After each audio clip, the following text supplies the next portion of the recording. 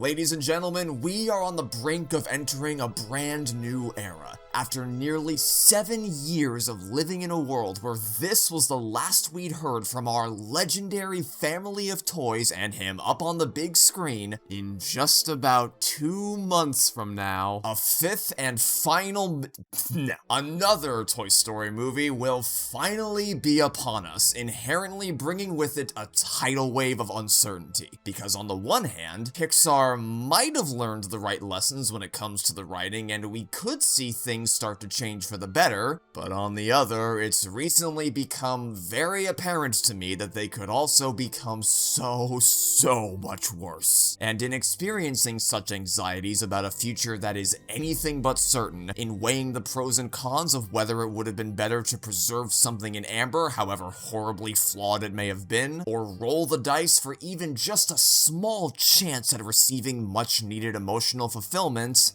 and in remembering a time when everything was beautiful, I find myself thinking about none other than Toy Story 2. The lightning in a bottle triumph of a sequel which managed to hit all the marks it needed to, ascending far beyond what anyone could have ever expected from it, especially given its toxic and tumultuous production, acting as its own self-contained narrative, building off the foundations of its predecessor while also setting up its sequel to go even further beyond what people expected, and which some people believe Pixar has yet to match or exceed in the nearly 3 decades it's been since its release in 1999. Myself, not included. Look, it's no secret what my favorite movie in the series is. What it almost certainly always will be. Perhaps I'm the wrong person to even attempt to dedicate 2 full hours to praising this film in the form of a love letter. I'm not sticking up for the unsung hero of the trilogy that I find is often overshadowed by its younger siblings, nor do I feel compelled to pour my heart and soul into praising my favorite movie on the entire planet, which often faces inaccurate or unfair criticisms. You'd be hard-pressed to find anyone in the world who thinks Toy Story 2 is anything other than a masterpiece, to the point where you may even question why one would bother feeding this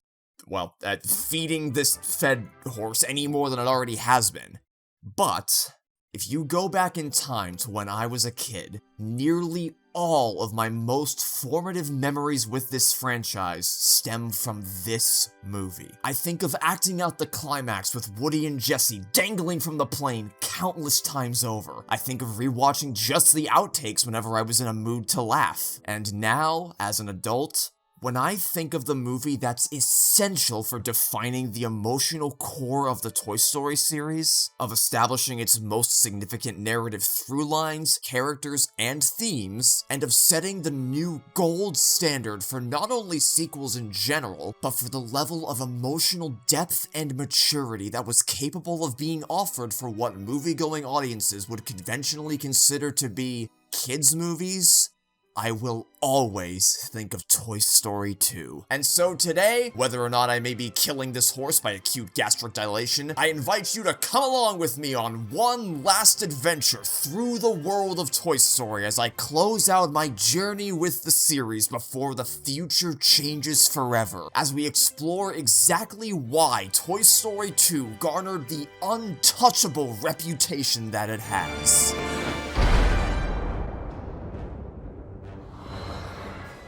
The greatest sequels of all time are the ones that don't merely repeat what made the original so effective, but instead take those elements people loved and expand upon them tenfold to create a much bigger movie. And Toy Story 2 sets the appropriate tone for telling that much bigger story from the very first frame. We open not on a child's bedroom wallpaper depicting a basic blue sky adorned with the occasional cloud, but the vast, infinitely expanding skybox of outer space. Our eyes are greeted not with a standard set of white words cross-fading in and out of the shot, but massive blocks of text exploding into existence with far bolder shading, and our ears are treated not to a restrained series of unintrusive string instruments, but a phenomenally overpowering burst of musical energy with every corner of the orchestra firing on all cylinders in perfect sync with the opening credits, all to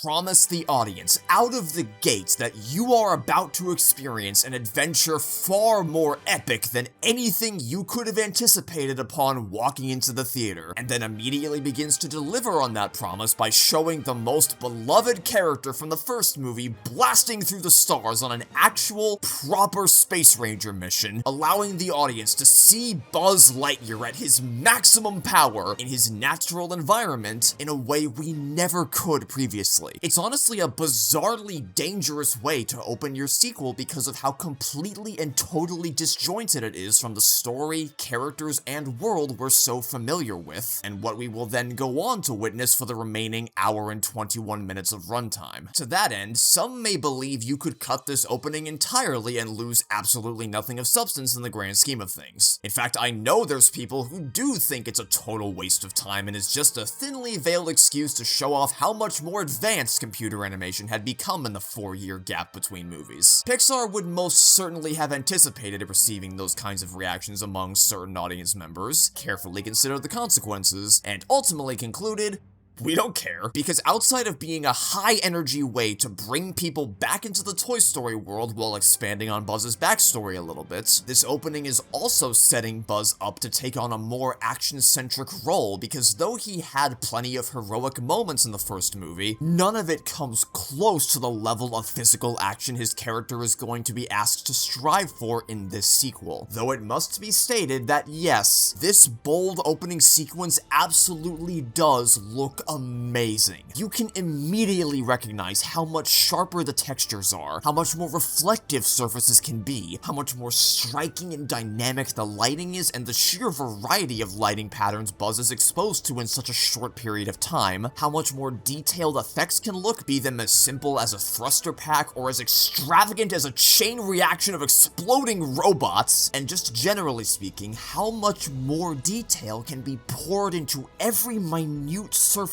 of this world, both in and out of Zurg's fortress. Also just, the sheer number of things that can be on screen at any given time, all laying the groundwork for the far more realistic fur and skin textures, the dust particles, and the much bigger world we have to play around in this time. I genuinely think you could convince someone this movie was released today, in 2026, or at least sometime within the last few years. That's how much of an improvement the visuals are. Whereas the first film, much though I love its simplistic charm, it ain't fooling anyone as far as what era it came from. In fact, this scene almost looks too amazing for what is ultimately revealed to be an SNES video game, but hey, if a film like Lightyear can come out in 1995 and look like this, then so too can a video game released around the same time. We finally found it, the one good thing Lightyear ever did for this world, retroactively making something from Toy Story 2 more believable. But I digress. Although the out-of-this-world stakes can't last forever, the mission statement of establishing new expectations for how certain characters are going to be utilized in this movie compared to the first one still carries over into the segment in Andy's room once Buzz gets it.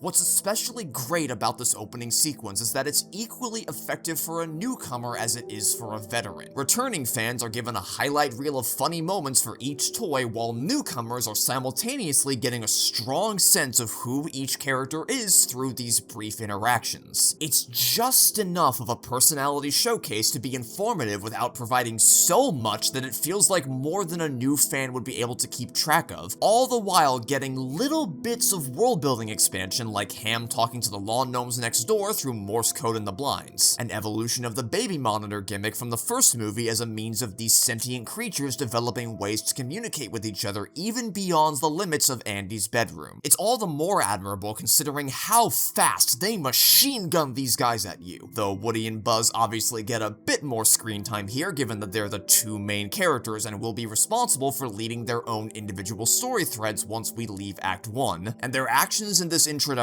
just as efficiently demonstrate what their main role in the story is going to be. Woody's seemingly frivolous task in searching for his hat conveys his lack of self-worth right away, dexterously establishing the idea of him being a character who's in danger of potentially losing some of his parts, and who seems to derive his value entirely from always being kept in pristine condition for Andy's sake. Meanwhile, the first thing we see Buzz doing is consoling Rex after his devastating defeat at the hands of the evil Emperor Zurg, and then goes on to try to lift Woody's spirits as well moments later, which is an emotional skill quite becoming of the most capable leaders, priming Buzz to fully embrace that role in the second act. Additionally, in between those two moments of reassurance, we see him being willing to engage in some crazy stunts, not for the sake of showing off like he did in the first movie, but for the sake of ensuring that Woody is safe after potentially falling in harm's way. Which, I don't think you need me to tell you, is critical for Buzz's motivations in Toy Story 2. And all of that is established in a matter of about 30 seconds without even feeling like anything was established at all, because we're still winding down from the adrenaline rush of the assault on Zurg's fortress. The Buzz video game segment is designed to play with the audience's understanding of this world and push the boundaries of what they'd expect a Toy Story movie to be capable of delivering, both in terms of spectacle and character, whereas the segment in Andy's room is designed to do the exact opposite. Draw you back in with a familiar cast of characters in a familiar location with a lighting scheme and wall color that's still evocative of Andy's old bedroom even after moving houses, so they can re-establish the foundations needed to be able to spring off in all sorts of new directions once the adventure really gets underway, an effect which is only strengthened by the initial sequence taking you so far away from home. We're already seeing Toy Story 2 set itself apart from the first movie while still being firmly rooted in the DNA without which this sequel couldn't exist. Look no further than the playtime sequence to see a clear example of this. It gives you that same love and hominess we previously felt when Andy plays with his toys to maximize the impact of the moment when Woody's arm finally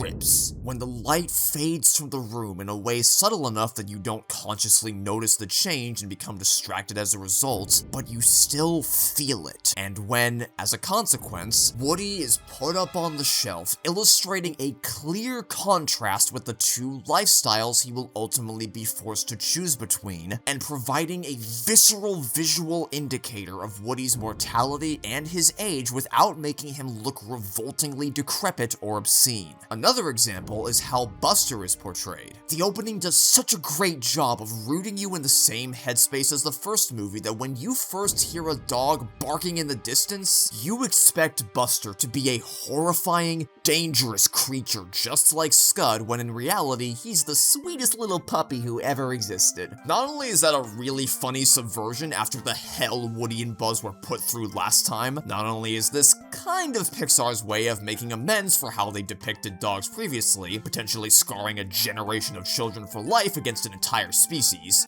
Other kids, of course, I mean, not me, I know, but this is also just a far more interesting dynamic for the toys to have with the family dog. It also kinda makes a weird sort of sense for Woody and Buster to develop this bond, given that they are both intelligent, non-human beings who are fiercely loyal to their owners. The yard sale is another clever inversion of the first movie's story, where now the characters are afraid not of new toys coming in to replace them, but current toys going out to who knows where. It even plays off expectations established within Toy Story 2 itself, as Buster's chaotic and lighthearted game of hide-and-seek sets up a stark contrast for when Andy's mom bursts into the room looking for any toys she can sell, where the atmosphere is far more paralyzing despite the same core events taking place. But once again, you don't consciously realize this tonal dichotomy is being set up because of how gracefully Buster is integrated into the story. They do the same kind of thing again moments later when Woody saddles up to Buster as if he's a horse, laying the groundwork for his equestrian skills to be as strong as they are in the grand finale with Bullseye, who himself almost acts more like a dog than a horse sometimes. These kinds of setups are all over the film, always in a manner you'd never detect on a casual viewing. The toys aren't just driving a car around Al's toy barn for the fun of it. This is done to set up the idea that they fully understand how to operate a motor vehicle, even if it's just a toy one, so when they need to drive a Pizza Planet truck in the grand finale to rescue Woody, you don't have any trouble at all believing it.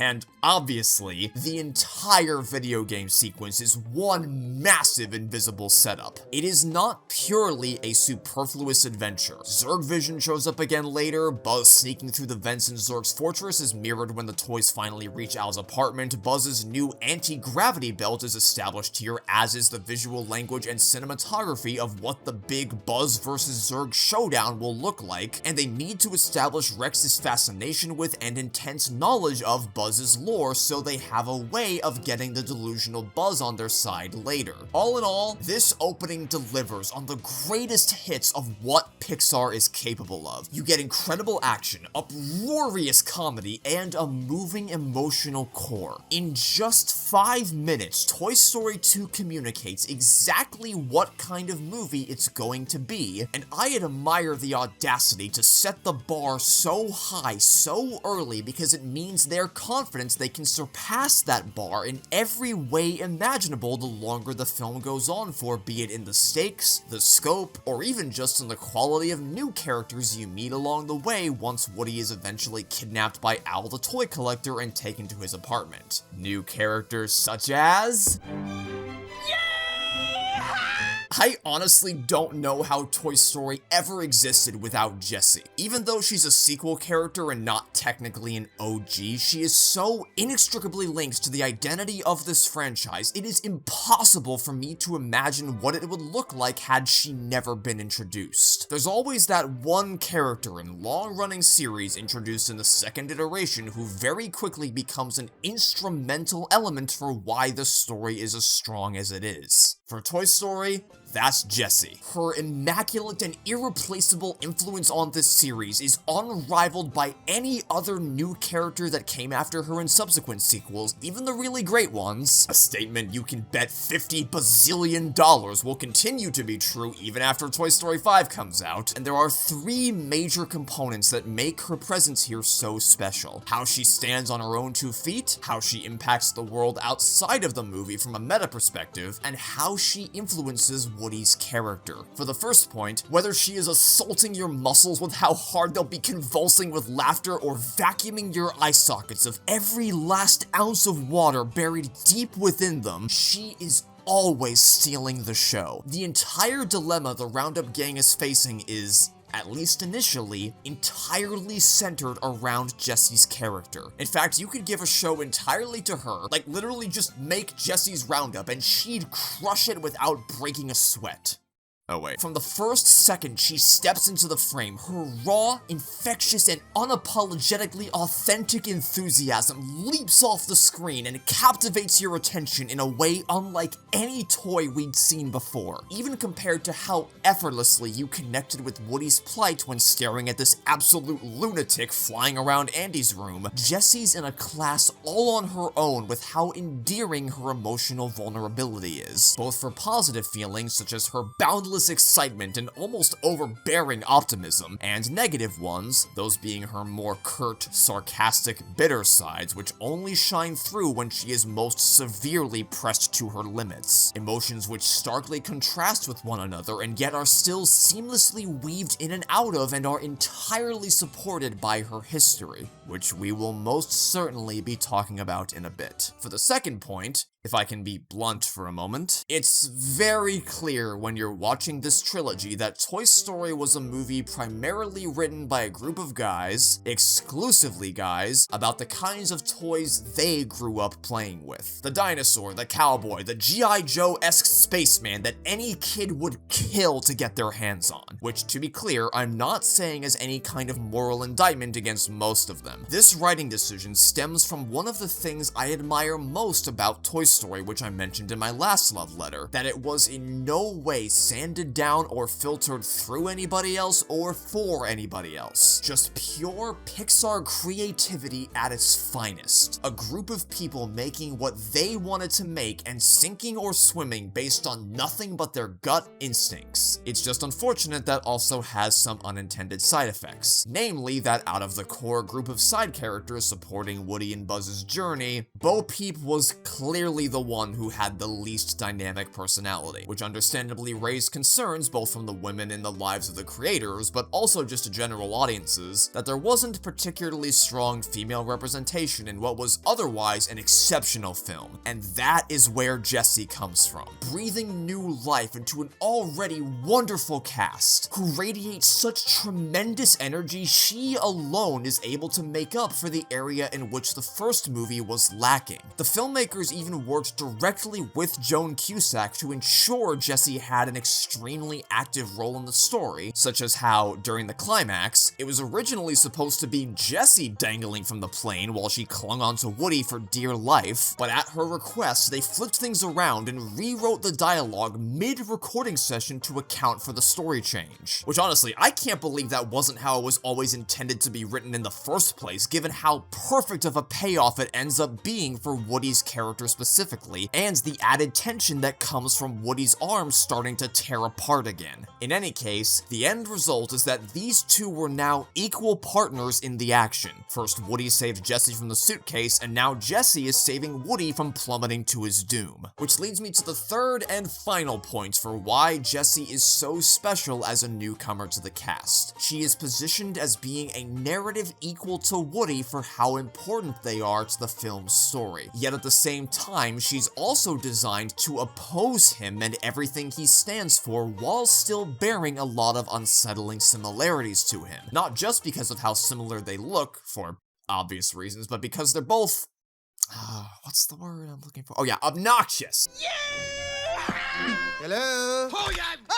Well, obnoxiously loud anyway. One of their biggest shared core traits is how thunderous and deafeningly shrill they can get when expressing their emotions. Buzz's character in the first movie was carefully designed to be the total opposite to Woody, from how he acts to the cadence of his speech down to his refined posture. But Jessie is supposed to challenge Woody in a different way by essentially forcing him to meet his match. Someone who will not be intimidated by his sonorous bouts of rage and is instead motivated to become even louder in response. That by itself results in very compelling chemistry, but the strongest benefit of this dynamic is made apparent when Jessie's trauma is eventually revealed, as when brash arguments won't work against her, Woody is forced to pull back on the aggression and listen more intently to her story, to her fears, and to the reasons why she's come to adopt a worldview so different from that of his own.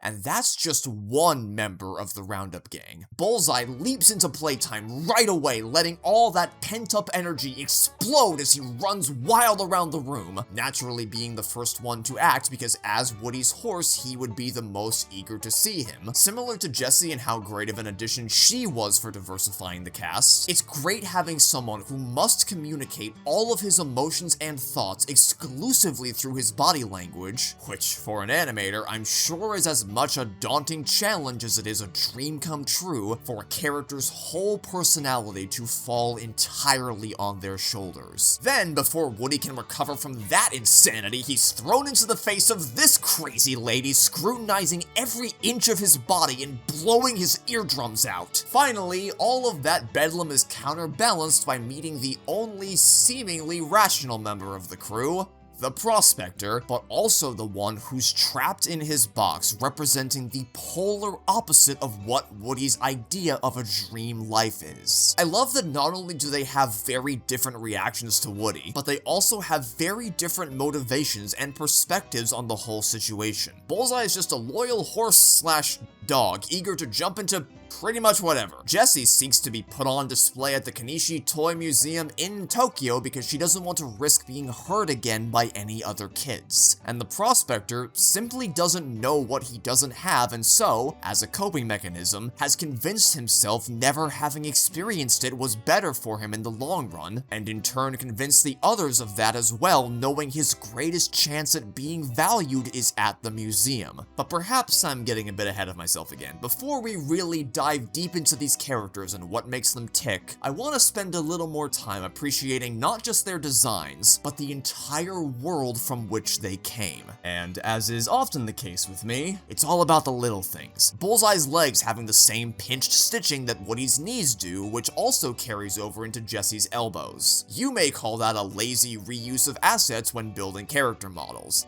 I call that world building, showing that the creators of Woody's Roundup were clearly operating with very limited resources and would often reuse things in the creation of their puppets and toy lines. Same reason why their belts are identical and why Woody's shirt is made out of the same fabric as the Prospector's bandana. Now, was there also an element of cutting corners within Pixar's walls? Almost certainly given what happened behind the scenes, but hey, two things can be true at once. Don't even get me started on the wall of Woody's Roundup merchandise and the level of time and effort that went into creating a cornucopia of period-accurate pieces that are realistic, creative, and colorful. The record player spindle being Woody's nose is just absolutely genius. This is the one and only time I will actually advocate for Disney to be greedy IP milkers. Do you know how much money you could have made off of me, I mean us, if you actually sold this stuff? You already built some of it for real. All I see whenever I watch this scene is all the money Disney was just dumping into a ravine for literally no reason at all. That's the second time in a row they've done this. First no real-life Pizza Planets, then no real-life Woody's Roundup merchandise? Oh well, honestly, we almost don't even need to talk about merchandise. The one-to-one replica of an old-timey black and white puppet show alone would be worthy of its own entire section of praise. Literally everything about this is astonishing. You can point to a lot of the bigger action set pieces in this movie as examples of how much Pixar's technology had developed, but the thing that impresses me the most is actually the oldest looking part of the entire movie. There is no scene better representative of their meticulous and unyielding attention to detail than this. The animation on the characters is so extraordinarily lifelike. I bet most people in 1999 thought they just set up a real miniature set and filmed actual puppets in live action. But no, they went out of their way to build digital background sets in the computer that visibly wobble back and forth, to show one of the critters getting stuck on a tree and knocking it over from sloppy puppeteering, to bake in film grain, scratches on the film as if the tape had been stored in someone's garage for decades on end, a seam line to the revolving background having Woody jumping over the exact same outhouse again and again, showing the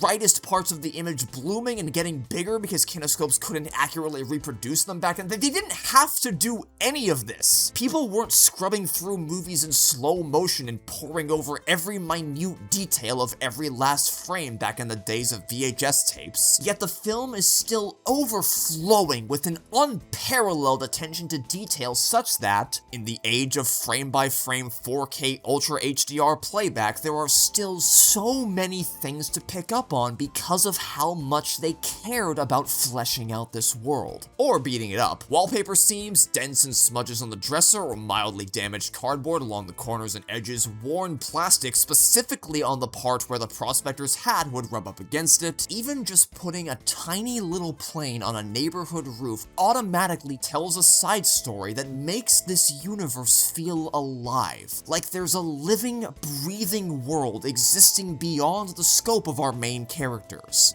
Just, you know, don't look too closely at Buzz's disappearing utility belt. A lot of the things I pointed out might have totally passed a lot of you by, but these are the kinds of details that can make or break someone's immersion. The kinds of little things where if enough of them didn't exist, your brain would probably stop and go, wait a minute, this looks far too polished for what's supposed to be a low-budget puppet show. This obviously isn't real. But because they put so much effort into making it look real, you believe without a shadow of a doubt that it is real. Maybe it's not so impressive to you because nowadays you can just slap a filter over any footage to make it look kinda similar to this, but Pixar had to invent the technology required to accomplish all this almost 3 decades ago. And it's not just superficial. The visual presentation both of this apartment and all the merchandise, coating it all in this warm and nostalgic orange hue, is a huge part heart of why the big reveal works. It's easy to overlook because of how deeply ingrained into our brains Woody's history is by now, but to go from believing he was just your average cowboy doll, a total nobody compared to the likes of Buzz Lightyear, to realizing he's actually a worldwide superstar is mind-blowing for a first-timer, and such a reveal must be handled with clarity and grace. It's important that although all this stuff is super old, none of it ever feels dated, nor does it feel out of place in the world of the 90s because Al's clothing, his car, his television set, and the general design of his apartment are all just as rooted in that 50s aesthetic. This all needs to feel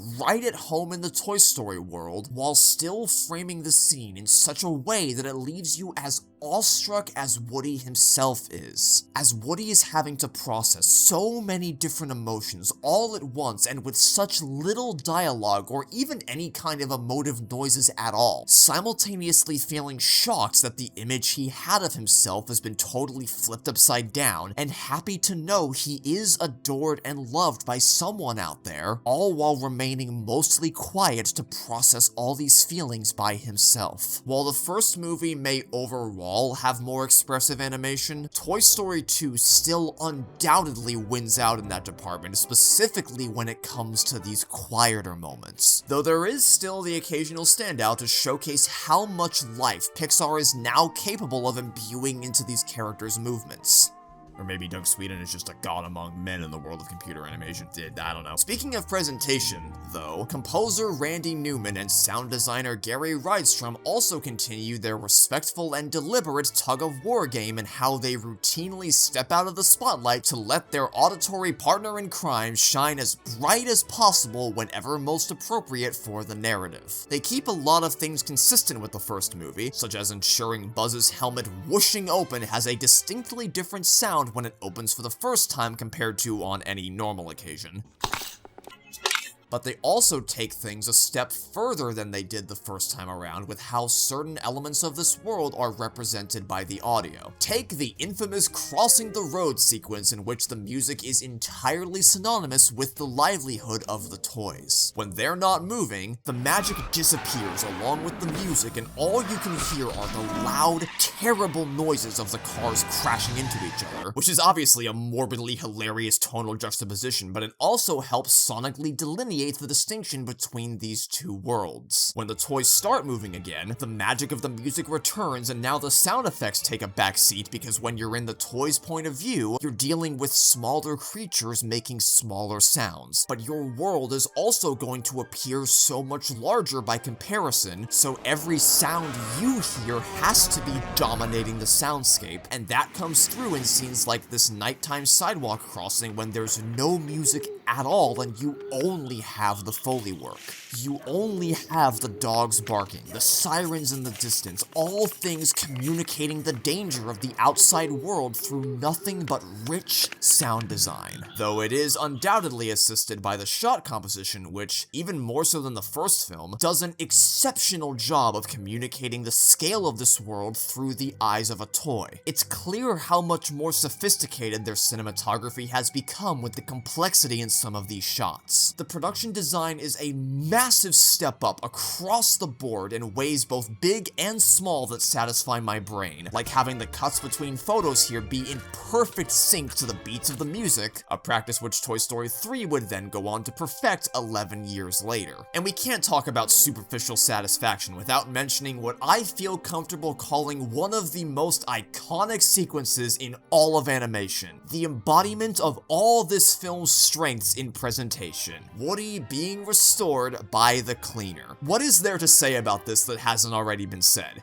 What other praise is there for such a visually hypnotic sequence, offering the intellectual satisfaction of seeing any and all rough spots be ironed out to perfection set against an emotionally meditative and calming backdrop, with lighthearted sound design that keeps the atmosphere playful in spite of how threatening such a situation could be from a toy's perspective, and of course the delicate yet still uplifting score. The trend of satisfying cleaning videos you've seen all across the internet on every form of social media imaginable, it all leads back to Woody and the Cleaner in Toy Story 2. But Pixar doesn't just evolve the presentation and cinematic direction. They build off so much of what Toy Story established, as any excellent sequel should. Al's Toy Barn was advertised as being the hoarding spot for all Buzz Lightyear toys. Well, now we get to actually go there and see that Buzz aisle for ourselves. Mr. Potato Head finally got himself a Mrs. Potato Head and shaved in preparation for her arrival. He still keeps himself clean-shaven for her until it's time to jump back into action. Buzz may not have really been a space ranger, but the backstory he recounted to Andy's toys was real. It was based on a real TV show and a real movie and absolutely nothing else, which means Zurg would also logically have to be real, just as deluded as the hero character from his toy line and ready to shake things up for the other toys. The same mourning dove sounds that played during the low point of Toy Story's climax come back during Woody's nightmare sequence in Toy Story 2. And although lots of these little things exist to communicate to the audience we are absolutely still in the same world as the first movie, there's also things which communicate that we are absolutely not retreading the same ground as that first movie. Woody now sticks up for Buzz whenever he gets bullied or assaulted by the prospector instead of being the one levying the insults in the first place. He puts himself at serious risk to save Wheezy from the yard sale even when he's severely injured, and is ultimately kidnapped for doing so, which is a selfless act of heroism he likely would not have been willing to commit to the first time around prior to his development with Buzz. In fact, he might have even shoved Wheezy off the shelf himself. We of course also bring back the classic "You've Got a Friend in Me," but in two completely different ways from its original implementation. An acoustic cover to forward Woody's character arc, and a big band bombastic curtain call celebrating Wheezy's fixed squeaker. This is one area where Toy Story 2 clearly and unambiguously wins over the other movies. It by far has the most diverse soundtrack, as the first movie's sole vocalist was Randy Newman, unless you count the credits where Lyle Lovett had a brief cameo. You got a friend in me.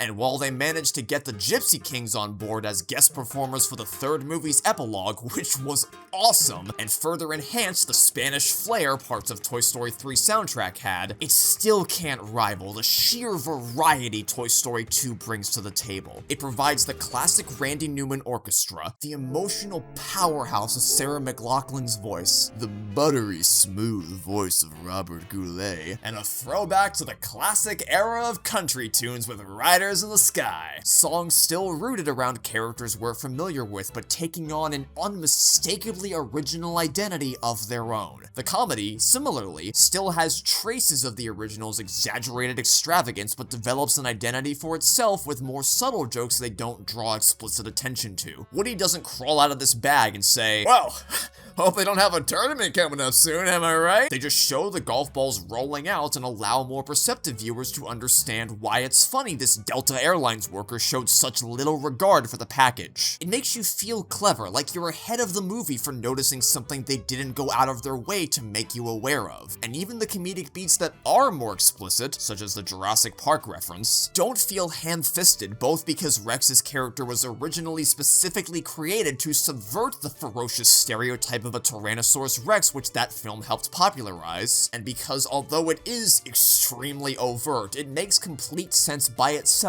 and is funny even if you haven't seen the movie in question, so it doesn't seem distractingly out of place for younger viewers, or the 5 adults in the world who haven't seen Jurassic Park. But for all they did build off of, there's one key aspect of the first movie they deliberately decided not to expand on all that much. In my Toy Story love letter, I briefly touched on how the aliens from Pizza Planet could have easily fallen victim to minionitis, but if they were showing signs of negative prognosis in the first movie, they were in danger of falling terminally ill for the sequel, because after the first one came out and these little guys exploded in popularity, they could have gone totally overboard with it and plastered them anywhere and everywhere they could think of in Toy Story 2. So I deeply, deeply appreciate the restraint Pixar had to include them to pay homage to the characters and their warped view of reality that comes from living such a limited existence. Use the wand of power. But to not infest the story with them. Did you know we only got the aliens in this scene at all because of a Bug's Life press tour Andrew Stanton went on in Japan? Originally, they were only going to have a few of them in the background in Andy's room until they realized just how popular the characters had become internationally, and so they gave them this Pizza Planet truck scene. To think of how differently Toy Story 3 would have played out were it not for that one random press tour. Now for perhaps the biggest way in which Toy Story 2 builds off the original movie. The scope has been raised through the roof. The first Toy Story was basically a cinematic stage play, by which I mean, much like a real-life play, it couldn't expand very far beyond the boundaries of the 2 or 3 sets they had constructed. The camera could never zoom out too far from the characters because it would reveal that these sets weren't even fully rendered, and whether there was an actual world outside the windows or just JPEGs would change on a shot-by-shot basis. Even A Bug's Life, though it undeniably told a much bigger story with superbly impressive sweeping vistas, still featured a very limited and controlled series of locations, whereas Toy Story 2 is a proper adventure film. Both Toy Story 1 and 3 have the characters on the defensive, reacting to the obstacles around them and trying to escape their current situation, but 2 has them proactively traveling all over the map to bring Woody home safe and sound. It could have immensely backfired to scale things up to this degree because sometimes by doing that you risk jumping the shark and going overboard with focusing on the spectacle, losing sight of the simplistic and character-focused original story that made people fall in love with your world in the first place. But while I'm sure the first few minutes of the movie would dazzle the eye of an unsuspecting 1999 audience, by the time you reach the climax, the writers have pulled you into their new story so wholly and completely you stop thinking about how much grander the scope has become. Your reaction to this Buzz opening may be rooted in the meta context of, wow, Pixar's really showing off what they can do, huh? But your reaction to the baggage area reveal is rooted in the enthralling stakes established by the script and in how daunting such a thing would be through the eyes of a toy. You remain firmly grounded in the toy's perspective just as you were in the first film. Toy Story 2 never loses the sense of scale the first movie had because it takes the toys to environments and locations humans will never be able to experience, exploring fundamentally human concepts and fears through the lens of fundamentally toy-driven situations. The first movie coasted pretty much exclusively on the admittedly brilliant premise of, when a kid loses their toys, what's it like to be those toys who were lost, and how does that impact their self-confidence? Whereas the sequel explores the culture of toy collectors, toy stores, the impact of what it means for a toy to be shelved or ripped, and we begin to play with the idea of being thrown away that Toy Story 3 would go full steam ahead with. Of course, we still saw toys break in the first movie. That was half of what went on at Sid's house after all, but it was only ever presented as an immediate physical threat or used for comedic effect.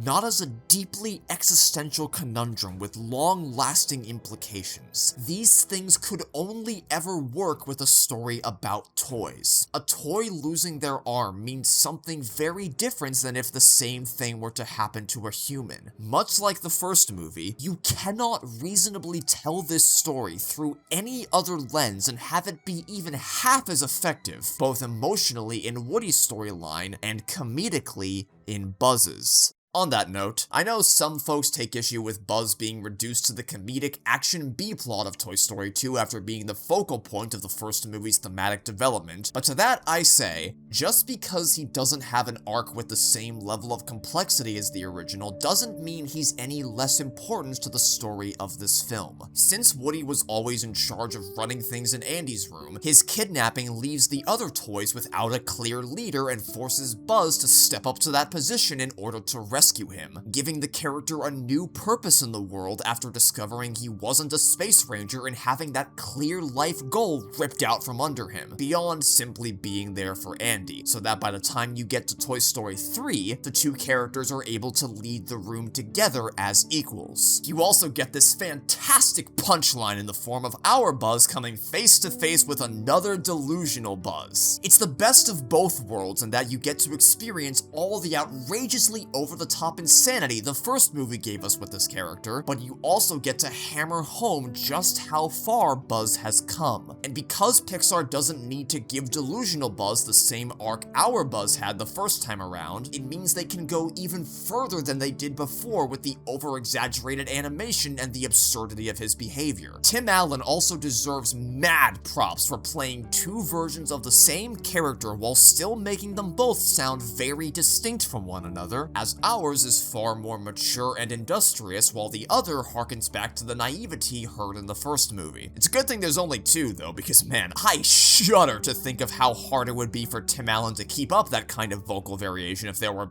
I don't know, 50 of them. So there's 100 of me in a separate story, and I get to play. I'm having so much fun. Sorry, I mean 100. Wait, what the fuck? Also, notice my word choice there. Mature. When I say how far he's come, I don't mean how much more intelligent he is. Buzz is not smarter in Toy Story 2. He's simply much wiser than he used to be, which is something very different. I must admit, I do take great pleasure in watching Buzz's storyline in this film, in no small part because it is a direct and unambiguous ding dong, you're wrong, to every single person in the world who watched Toy Story and concluded, oh, Buzz was such an insufferable moron. Watching his scenes was just so painful! As this film proceeds to throw Buzz into increasingly impossible situations, providing obstacles both physical and cerebral which he is able to routinely outwit time and time again. I don't even know what I'd point to as his brightest moment, because he shines brighter than the heavens and the skies above the entire time, but devising a way for a group of toys to realistically drive a truck through the streets, albeit not very well, has gotta be at the top of the charts. Finally, we have the most important reason why Buzz is in this story. He isn't just this movie's resident action hero, though he is extremely skilled at being that. His character is motivated entirely by the lessons he learned from Woody in the first film. He's not leaping out a window, sliding down a gutter, risking detection from humans, and then hijacking a car, speeding away from him for the heck of it. The reason him not having an arc works is because it allows us to examine Buzz's status post Toy Story 1 in much greater detail, showing how much he's grown having fully embraced Woody's worldview. Buzz was such a huge deal in the first movie because he was the brand new shiny action figure that every kid wanted, but the other side of the coin there is that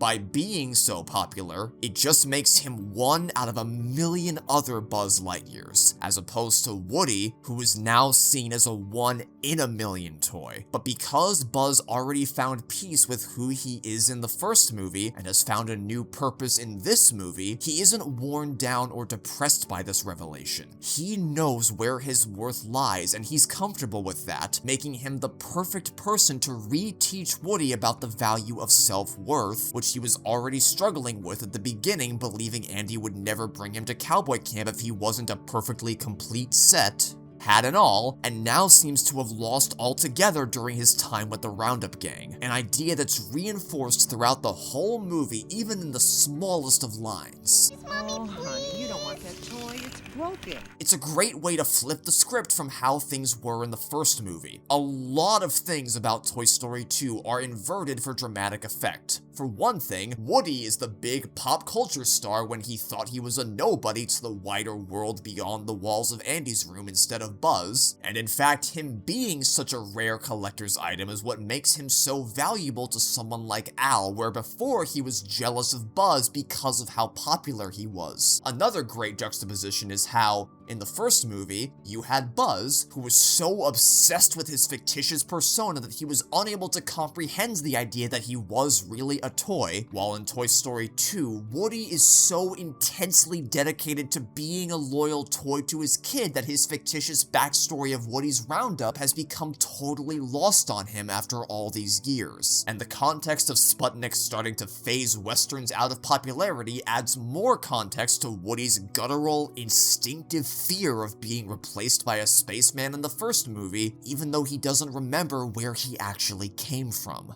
Now, some people might find this whole thing very odd because Woody's a really old toy that's clearly been with this family for quite a long time, and yet the idea of kids growing up is this unthinkable reality for him? Very strange. But of course, the big bombshell he's wrestling with in this movie isn't the idea of kids growing up, it's the idea that he isn't going to last forever, which leads me to the next major way in which Toy Story 2 inverts an idea present in the first movie. Where Buzz was the one to lose a limb last time, now it's Woody's arm that breaks. It may be just one small tear, but it's also the revelation that Woody is imperfect. He is fallible. He can be broken. He knew he was a flawed, insecure person, but those are the kinds of scars that only show on the inside. Physical damage or missing pieces reveal those scars to the people he cares about most. But the museum presents him an option where he can be preserved for eternity, being adored by people all around the world as an infinite beacon of idealized perfection that would shield him from any insecurities about that fallibility. In a family-oriented movie such as Toy Story 2, the expectation going in is that everything will work itself out in the end, which makes it critically important that the museum appears as if it could be a viable option for Woody. You have to believe it's possible, even temporarily, for him to actually choose not to return to Andy in the end, otherwise there would be no stakes in the story at all. And the thing that makes it seem viable is that there isn't an obviously or inherently correct choice for Woody to make. They both have benefits, and they both have drawbacks. In one life, personalized love and care and friends you've come to call family, but an inevitable end that's likely going to be unbearably painful, not to mention leaving a trauma-ridden cowgirl trapped in storage, possibly for all of eternity. And in another, eternal adoration but a lack of meaningful connections and an abandonment of everyone and everything he's ever come to know and love. An idea succinctly represented in this shot as the cleaner's paint job conceals Andy's name in his efforts to restore Woody to perfection. The choice is even more appealing to a character like Woody because we already saw him struggling with his self-esteem in the first movie. And after all, Al was willing to get Woody all fixed up, but Andy didn't seem too concerned with him at all. Maybe we can fix him on the way. No, just leave him. That is what Woody is wrestling with in Toy Story 2, not just the revelation that kids will eventually become adults. It's essentially a midlife crisis. He knows Andy will one day outgrow him in the same way all of us know one day our time on this planet will expire, but we often aren't going about our daily lives with that constantly on our minds, until one day it hits some people like a freight train, as it does for Woody when Jessie shares her story with him, and they scramble to figure out how to siphon some ounce of meaning and value out of their infinitesimally small existence in this vast, ever-expanding, boundless universe. The very same universe we opened Toy Story 2 on. It's something we see Woody continue to explore in Toy Story 3, experiencing an existential cataclysm as his lifelong purpose is finally at an end, not knowing how he can press on in the absence of that safety net he always relied on,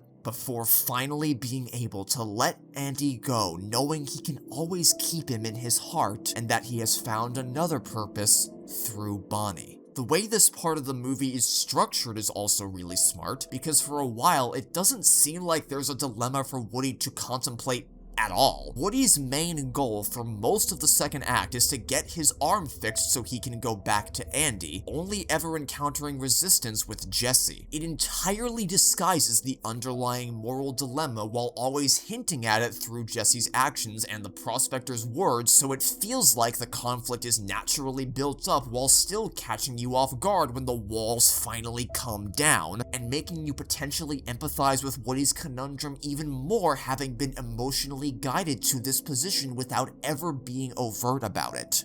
And of course, the biggest inversion of the first film, now Buzz is the one to deliver the iconic, "You are a toy!" A lesser movie would reuse this joke in the form of a running gag and drive it directly into the ground, but Pixar doesn't do running gags like this. They don't want to retread comedic beats just because they worked once before. They take advantage of what you expect to happen and leverage that for the dramatic effect of the story. Toy Story 2 returns to this well exactly once, does so with a unique line delivery so it doesn't feel like a forced callback, and flips the intent on its head by immediately undercutting it with, "For how much longer? One more rip and Eddie's done with me." Buzz's words alone aren't enough to get through to Woody. He knows he's made the wrong choice. He can feel it in his gut, but the only way to make him see reason again would be for him to actually experience the consequences of his actions. To experience that feeling of emptiness after Buzz definitively slams the vent shut and leaves him standing all alone in Al's apartment. Even the presence of the Roundup gang isn't enough to comfort him. It's like they're not even there. He literally needs to sit with the choice he made before the reality of the situation can truly sink in. Sat between two worlds, the museum with the Roundup gang or Andy's room, no longer feeling fully committed or satisfied with either as he's stewing over the argument he just had and trying to figure out who he is and what he values most. Having Woody's Roundup playing in the background on the TV is a stroke of brilliance because aside from contributing to the effectiveness of the prospector's reveal as the villain, which we'll touch on shortly, it essentially acts as Woody's internal monologue coming through the speakers. Hearing TV Woody talk about how the real treasures are your friends and family.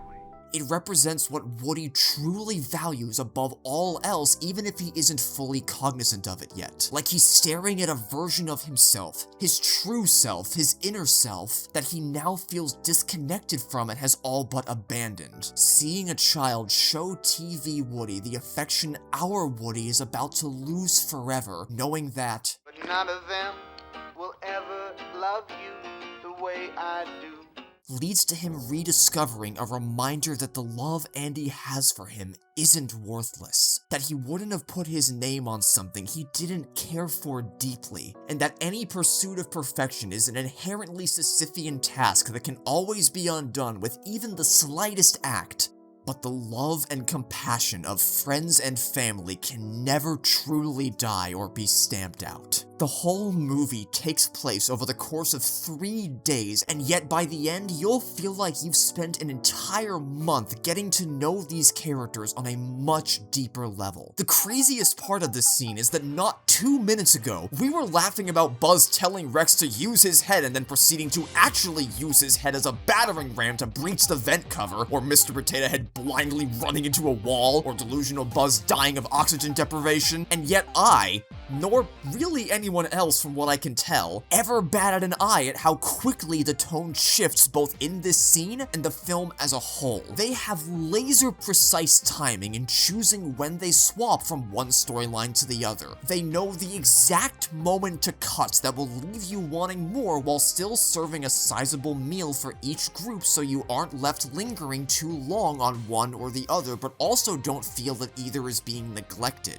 Right at the point where you might be getting oversaturated with laughter or serious drama, the other storyline is there, right on cue to balance things out. And your emotions are always being challenged as each scene you cut to effectively conveys the exact opposite of whatever the previous scene was going for, and they switch between them so deftly it never feels jarring. The perfection of this film's narrative and emotional pacing, the gracefulness with which it oscillates back and forth between the serious and the silly is an enigma I don't think I'll ever be able to fully wrap my head around. But I do know that a huge part of how they managed to achieve this is how cleverly they edit Woody and Buzz's storylines together. The edge-of-your-seat, thrilling stakes present in all the various action set pieces throughout Buzz's journey are directly informed by what's going on in Woody's journey. Even though Buzz doesn't know how much closer Woody is getting to abandoning everything he's ever stood for, the audience does, which makes the toy's efforts to reach Woody in time all the more tense. Remember in the first movie's climax when they showed the two characters tackling similar obstacles at the same time? They utilized the same trick in Toy Story 2, but for the whole film, always keeping these two characters together even when they're apart by seamlessly transitioning from one to the other in a way that feels completely natural. Some of which are pretty self-explanatory and link the two storylines together with creative visual points of transition, like going from the cleaner's headlamp inside to the sun outside bearing down on the toys.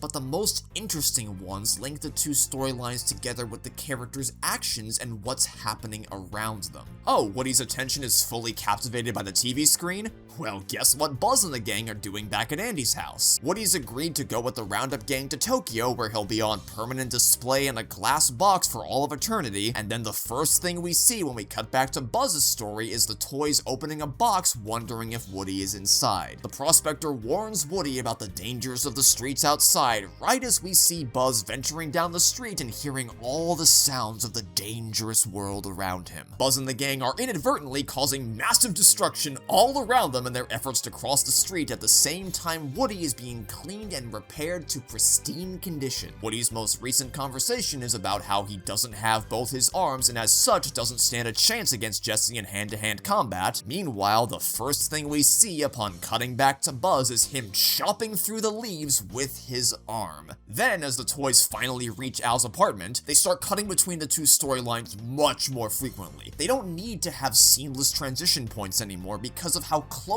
these two sets of characters are getting to each other, and yet they are still inextricably linked together. The reason Delusional Buzz's anti-gravity stunts doesn't get them all killed, for instance, is because Al is frequently taking the elevator up and down to pack his car in preparation for his flight to Japan to sell his Woody's Roundup collection. This is why, even though Buzz's storyline is more comedically driven and action-oriented than Woody's, it still feels like it's part of the same movie because of how closely connected their two journeys are, and because the themes explored with Woody and the Roundup gang are continually reinforced through imagery seen by Buzz and the others. Like, yeah, Buzz walking into an aisle that's literally full of himself is obviously funny and a meta commentary on those short-sighted retailers from back in 1995, but it also represents what Woody's life would look like if he went to Japan with the others, stuck in a box and abandoned by his friends. Those kinds of parallels are the only reason you can have the adventurous comic relief antics of Buzz's rescue squad without ever diminishing the impact of scenes like this. When somebody loved me, everything was beautiful. Just that line alone. Man, even just saying it makes me well up without even listening to the rest of the song, because it's such a profoundly meaningful human truth. Toy Story often gets credit for being psychologically terrifying in a way that put off some kids from ever wanting to watch it again, but Toy Story 2 is terrifying in a different way that arguably makes it even scarier, especially for any adults rewatching the trilogy for whom the first movie's creepiness may have somewhat waned in its effectiveness as they got older, because the likelihood of encountering a room full of mangled, nightmarish creatures is probably pretty low, but there isn't a likelihood statistic for losing people who light up your world and whom you couldn't imagine living without. That is an inevitability. What's damaged can be repaired, and what's missing can be recovered, but there is no solution for when neither of you did anything wrong and yet life still found a way to pull you in separate directions. There is no solution for when you meet up with an old friend you hadn't seen in a decade only to discover they are no longer the person you remember from your childhood. Except, unfortunately, to break things off. Not dramatically, not loudly, not angrily, but quietly, which stings far, far more.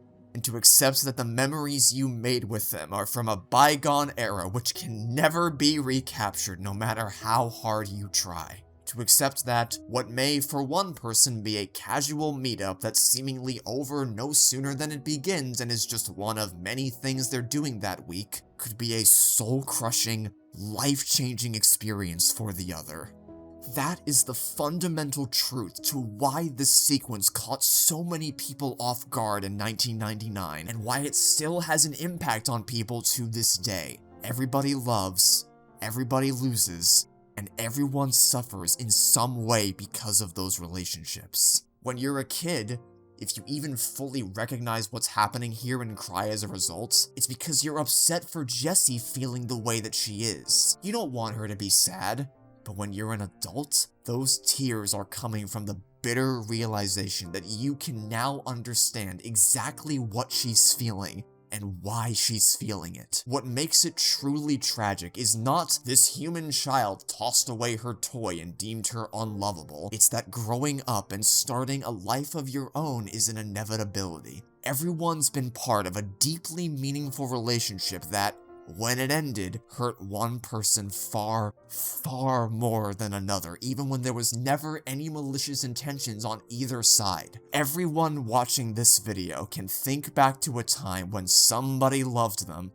and everything was beautiful. And whether you realize it or not, what you're hearing in the melody is in lockstep with the emotional experience you're having when watching the scene. That feeling of choking on your own words, of being so overwhelmed with emotions you've lost the ability to speak properly, is beautifully and amazingly captured through the discordant notes in Randy Newman's song, When She Loved Me. These bits right here.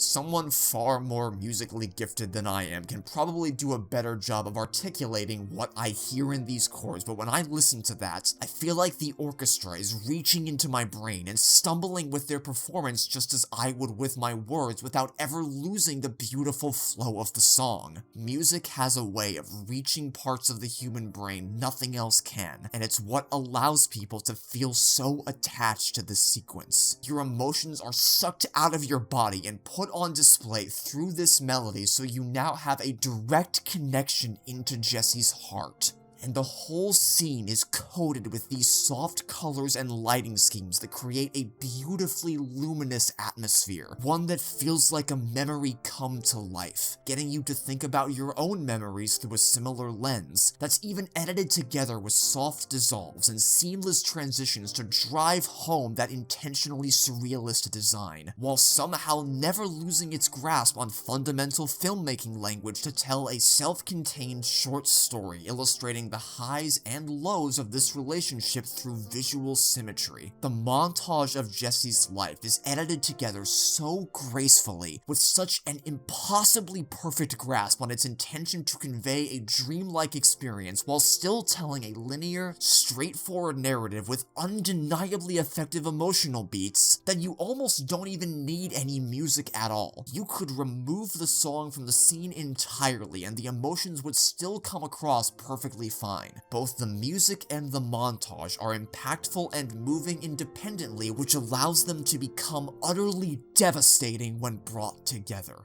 Crucially, it's not just the montage that strikes an emotional chord with people, it's the slow cranking up of tension beforehand, winding down from the chaotic buzz battle across the street, and the excitement from the photo shoot in the apartment, masterfully shifting the mood from Woody's euphoria at finally going home to a reluctant but optimistic, fine, I'll see what I can do, to the somber reveal of what's been eating away at Jessie's heart this entire time. It's the buildup of Jessie's backstory up until this point, how breadcrumbs of her darkest fears are slowly drip-fed before culminating in this final breaking point, in a moment when you least expect a gut punch like this coming hot off the heels of Woody seemingly getting everything he'd been wanting the whole movie, and yet in a way that is perfectly set up in advance. It's the fact that a room which is ordinarily ice-cold blue is now beaming bright orange from the photo shoot set, establishing maximum contrast to represent the kind of life Woody would either be leaving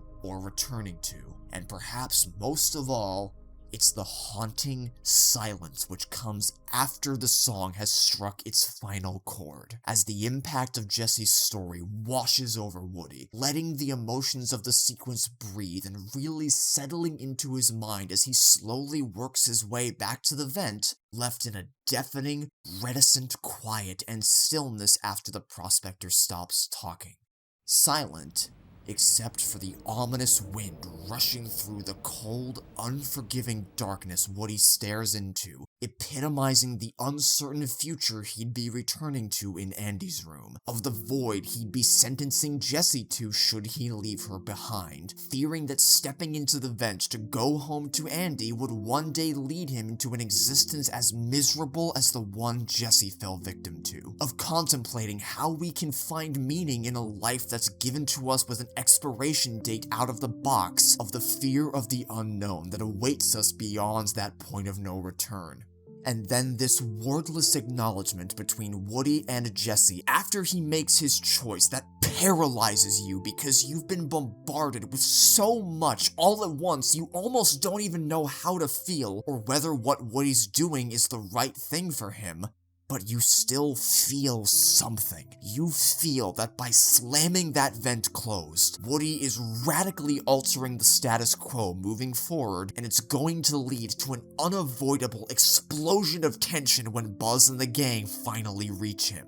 Another crucial piece to why this scene works so well is that it doesn't paint children as careless demons. Emily isn't portrayed as a horrible monster who knowingly abandoned a toy she once cared for. In fact, it even shows her lovingly carrying Jessie alongside her in the car just like she used to when she was a kid. She didn't have to do this. She could have just stored her in a box, shoved it in the trunk, and then taken it out when they reached the mobile donation center. But she didn't because she wanted to tap into one last moment of childhood before donating her in the hopes she would find a better home somewhere else with a new kid. She couldn't have possibly known who would ultimately find her or the conditions in which she would spend years of her life. Emily didn't betray Jessie. She never stopped loving and caring for her, yet Jessie still feels betrayed. She at first feels confused and heartbroken, unsure what to make of any of this, too clouded by emotions to see straight, which then put her in a perfect position to be manipulated into a nihilistic worldview by someone acting as her sole voice of reason amidst the darkness. Which brings us to the ultimate villain of Toy Story 2, and a trailblazer in the world of twist villains and animated movies in general, the Prospector. Some people think Al is the main villain of the movie, which might be confusing to hear, but that is a sentiment I've seen in online discourse, and it's also proof that the writer's deceptions worked. The villain in the first movie was Sid, a human who didn't know toys were alive and solely treated them as beings he could torture for his own personal satisfaction, just as Al only uses toys to rake in extra money. So the precedent is there. There's no reason to suspect anyone other than Al would be the antagonist, and even if you do think there could be another source of opposition hidden amongst the Roundup gang, Jessie is the one who primarily seems to be the foil for Woody's character. Recall what I said earlier about how she is the focal point of the A-plot's momentum. Everything seems to be revolving entirely around her feelings. So there's two different red herrings to make it as hard as possible for the audience to deduce the Prospector was the real antagonist all along. Now, the term twist villain carries with it some less than favorable connotation these days after the slew of failed attempts we've suffered through over the last 2 decades, but the reason why Stinky Pete works where others have failed is because his goals are 100% consistent from the very beginning all the way to the end. Rather than exploring how humans treat their toys, we're exploring the mindset of an unloved, unwanted toy. It makes sense that the Prospector would want this life after spending 40 years never being loved. It makes sense that he wouldn't be loved in the first place because Woody's Roundup is primarily a children's show, and what kid would ever pick the old idiot prospector character whose name is literally Stinky Pete over the awesome cowfolk and their even more awesome animal sidekick? Additionally, he only resorts to drastic measures when he runs out of options. Even then, he remains extremely well-spoken and articulate in his rage. It's believable. It's a natural escalation, particularly because he stopped having to manipulate anyone once Woody agreed to stay. The happiness he expresses during this little dance routine isn't a performance. He finally had what he always wanted. He came closer than ever before to finally achieving his dream, and yet even after all that, it was still ripped away from him in an instant. Only at that moment, when his patience finally runs out, does he erupt like a volcano. He's not a villain with a grand plan. He literally cannot fathom what it means to be loved. So from his perspective, what he wants for the Roundup gang is not some evil scheme. Had it not been for Buzz and the gang bursting in when they did, he never would have had any reason to reveal his true nature to them at all. It's why he never feels or acts like a villain prior to the reveal. He's trying to respectfully convince them of his perspective. He isn't consciously trying to ruin their lives. His implicit bias is preventing him from telling Woody about anything other than the bright side of the museum.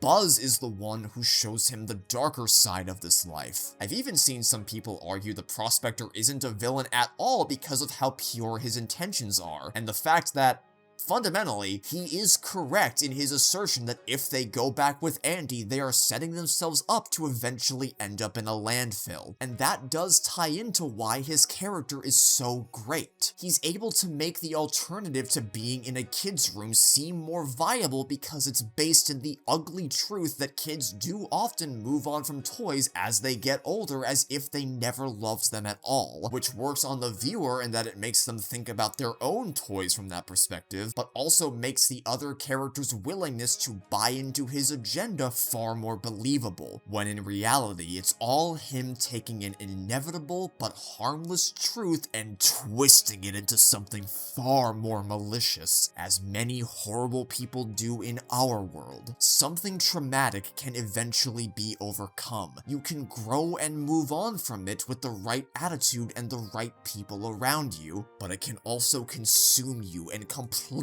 poison your view of the world if the wrong person takes advantage of you when you're at your most vulnerable. And though the Prospector may at first seem well-intentioned, the point of no return is when he forces Woody to stay behind and forces the entire Roundup gang to succumb to his demands even after they change their minds, thinking only of his own desires and not taking anyone else's fears or goals into consideration. Which leads me to my next point. We've covered how his endgame objective never changes, but his personality also never goes through a miraculous 180-degree transformation. He never pretends to be a squeaky clean beacon of innocence and joy. He's firm, he's stern, he can be rather standoffish at times, which makes his moments of kindness seem all the more sincere because it isn't a constant for him. It never feels like he's putting on a front, even though obviously, he is. He's manipulating Woody from the minute he realizes he doesn't want to stay with them, and his box almost acts as a shield, subduing his more bitter and aggressive personality, which is unleashed upon the world the second he steps outside it.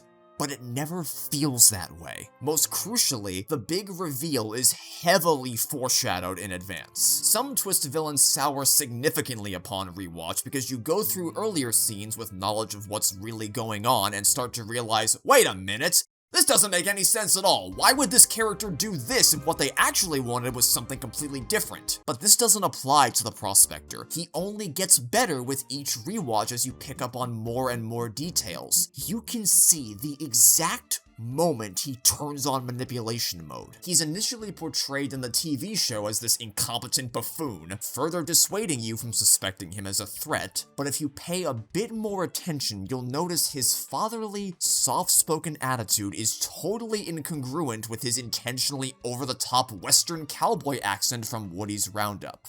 Why, the prodigal son has returned. Yo, my biscuits are burning! implying either that he's disguising his voice to enhance the effectiveness of his manipulation, or that he once did sound like his TV counterpart but lost that sense of joy at some point over the last 40 years, hinting at a potentially darker backstory that might provide an ulterior motive. Another clue is that if the prospector were truly mint in the box, as Jessie claims, He's mint in the box! Never been open! then he shouldn't have free reign of his arms. They should be physically tied down, something the movie makes clear by showing what happens to Buzz when he gets locked in his own box. Literally, the first thing you're told about the prospector is a lie, and it lends more credence to the idea that perhaps someone other than Jessie had the dexterity and mobility required to turn on the TV that night. But also, if you do notice a discrepancy like that on your first viewing, as I imagine many passionate toy collectors might have, it wouldn't immediately seem out of place because we already know Al is extremely careless when handling priceless collectibles, so not being in perfectly mint condition may not even be a deal breaker for him, as to the untrained eye, he would seem to be close enough.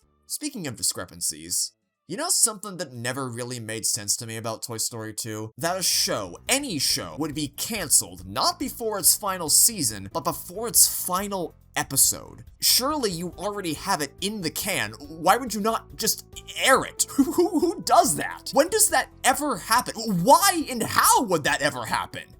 Well, maybe it didn't. Because the tape Woody and the Roundup gang were watching earlier in the movie never actually stopped. It never cut to static like you'd expect to happen with a VHS tape and like we saw happen earlier with the TV broadcast. Jessie has to manually shut it off. And in fact, later in the movie when Woody turns on the TV for Buzz, we can see the same episode they were watching earlier continue to play in the background past the point where Prospector told them it had been cancelled. So why lie about such a thing? Well, because if the Roundup gang believes their show was cancelled as a result of kids being more fascinated by space toys, it further corroborates his worldview that nothing lasts forever and kids are fickle little beings, making them more likely to go along with his dreams of going to the museum. Not to mention, the big emotional payoff of the show's finale is a kid bonding with a toy, the very thing Prospector doesn't believe in. And the final episode still playing in the background here tips people off to the truth before the actual reveal, just like how all the cards in Woody's nightmare sequence at the beginning are aces of spades, which is the death card in fortune telling, allowing the more perceptive viewers to realize something's amiss well in advance. The writers never showed their hand, but they still laid enough clues in the subtext such that the turning point doesn't feel like it comes completely out of nowhere. To anyone who somehow found this video as a casual movie fan and not a diehard Toy Story fan who maybe hasn't watched this film in a while, I implore you, do not let twist villain fatigue turn you away. Don't look at all the other failed Disney twist villains and lump great characters like the Prospector in amongst them. It's not Toy Story 2's fault other people don't know how to write. Also, Toy Story 2 did this first. This wasn't the standard story structure at the time, which made it all the more impactful for audiences of 1999. And the other cool thing is that the reveal doesn't happen seconds before the finish line when there's no time to actually appreciate the villain in his full form. It may not be nearly to the same extent as Lotso's role in Toy Story 3, but we still have 10 minutes of a third act left where the Prospector is actively trying to stop Buzz and the crew from getting Woody back, and we see him at his most malicious, sending Buzz tumbling over the edge and threatening to dismember Woody just to get his way. And what ultimately saves Woody in the end is the bond with his friends. The love Prospector could never conceptualize because he has no one to love or be loved by, making it appropriate for his ultimate comeuppance to be falling into the hands of a child after all this time. But not just any child, one who loves to draw all over her toys, which is the perfect punishment punishment for someone like him who entirely defines his value on being in pristinely perfect condition. However, it could be argued that while this is a punishment in the short term, it may ultimately result in his life being changed for the better. Woody tells him about learning the true meaning of playtime, and I think a part of him truly does hope that he will one day find joy in that lifestyle the same way Woody does. But for the time being, it's the perfect comeuppance for the perfect villain. Two of the many pieces which make up the perfect climax of Toy Story 2. Woody's arc may have been completed by this point in the film, but the story is still far from over, because it's now time for all of those invisible setups from earlier to arrive at their payoff. Everyone gets a moment to shine, and they literally could not have rescued Woody had every single toy not been present for this adventure. You know how in my last love letter I talked about the first movie essentially being 75 minutes of setup for one massive payoff right at the finish line? Toy Story 2 has the same thing, but this time it's for a million different payoffs that all fall in line, one after another, like dominoes. It's the moment where the toys get to put their motor skills to the ultimate test, out on the open road, driving a Toyota, of all things. It's the moment that really drives home how far Woody has come, as he technically got his arm ripped because of Buzz. Had this happened in the first movie, he would have torn into Buzz for damaging him and exclusively blamed him for why this happened, but in Toy Story 2, he blames no one, attempting to avenge Buzz after the prospector sends him over the edge of the conveyor belt, and in doing so gets his arm ripped a second time. And lest we not forget, it's the moment where we get to see a real-life showdown between Buzz and the evil Emperor Zurg as promised by the opening sequence, and where Rex finally gets to defeat his video game nemesis when the stakes mattered more than they ever did before, on top of giving us possibly the greatest joke in cinematic history. No, Buzz. I am your father. The best part is that, much like the Jurassic Park reference from earlier, this doesn't feel ham-fisted at all, even though, by all accounts, this should be the biggest eye roll of all time, because Buzz's original backstory was already a blatant Star Wars parody, and even if you haven't watched the first film, Star Wars references have already popped up within Toy Story 2 with the Return of the Jedi camera outside Zurg's fortress, as well as the Han Solo blaster sound effect accompanying Buzz's laser when he shoots it down, and the lightsaber sound effect representing the battery. It's almost as if Gary Rydstrom used to work at Lucasfilm or something like that. I'd also like to point out how objectively hilarious it is that Zurg canonically takes more damage from falling off an elevator that's already nearly at the ground floor than he does after exploding in outer space. Twice. But above all else, it's the moment where these toys get to be real heroes. This finale allows Woody to literally take the horse by the reins, showing how much confidence and bravado he's gained since the first movie, where he was just desperately trying to keep up with Buzz in the moving van. Toy Story 2 expands the worlds of both Woody and Buzz, one in the form of a video game, and the other a massively popular television show, and so the movie's climax allows them both to prove they are the heroes the world depicted them as, not because of the fictional stories they come from or because of what anyone else says about them, but because of who they know they are. And in fact, their heroism is directly in spite of those origins. Buzz fights not to save the universe, but to save his friend and the favorite toy of his kid. Woody fights not out of obligation to a town or the image the TV show's fans and toy collectors have of him, but for the safety and happiness of a toy whose trauma he is well acquainted with. The only way to properly close out his character's journey in this film would be to save another toy from the very fate he'd almost subjected himself to prove he's not making his choice out of selfishness or fear, but out of fierce loyalty to those he loves, earning the almost overwhelmingly emotional moments where someone finally came back for Jessie after she was stowed away in a box. This moment is the personification of what makes Toy Story 2's climax work so well, and these acts of real-life heroism are connected to the characters through the music, as both Woody and Buzz's triumphant moments are accompanied by grand, sweeping orchestral remixes of the same themes we heard play in their source material.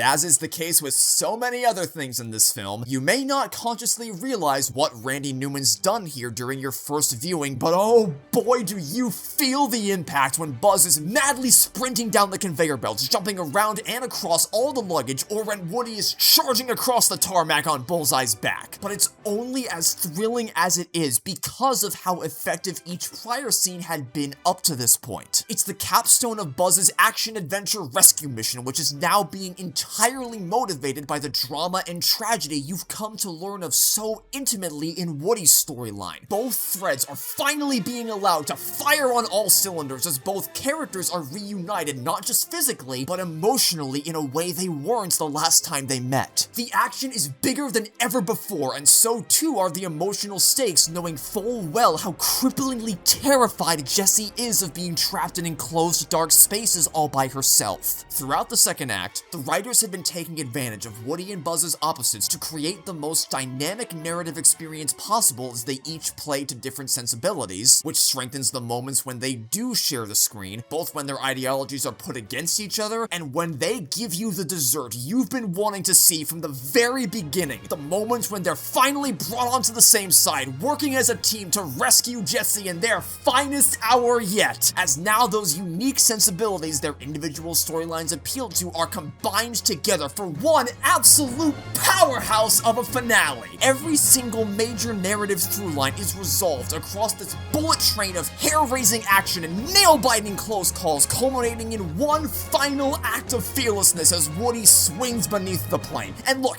here's the thing, Bullseye keeping up with an airplane that's blasting down the runway at 200 miles per hour is obviously preposterous. If this scene were in almost any other movie, especially nowadays, it would be clipped to hell and back on Twitter with captions like, "Is this even a Toy Story movie anymore?"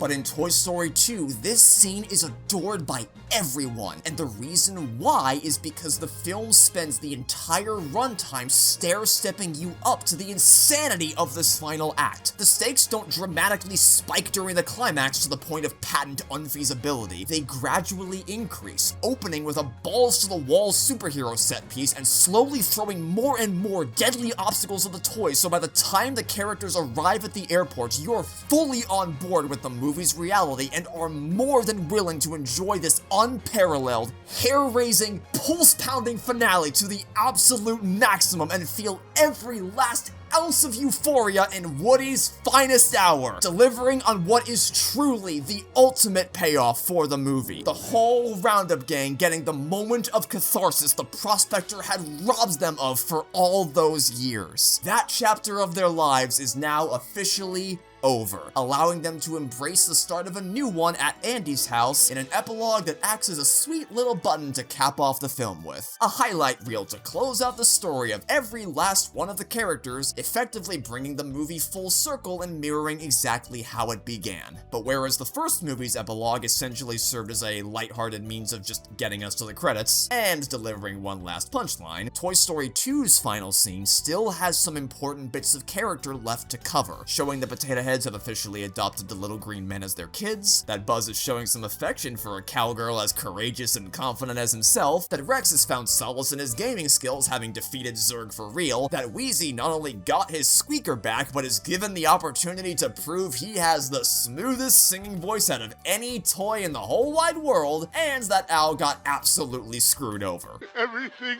for a buck.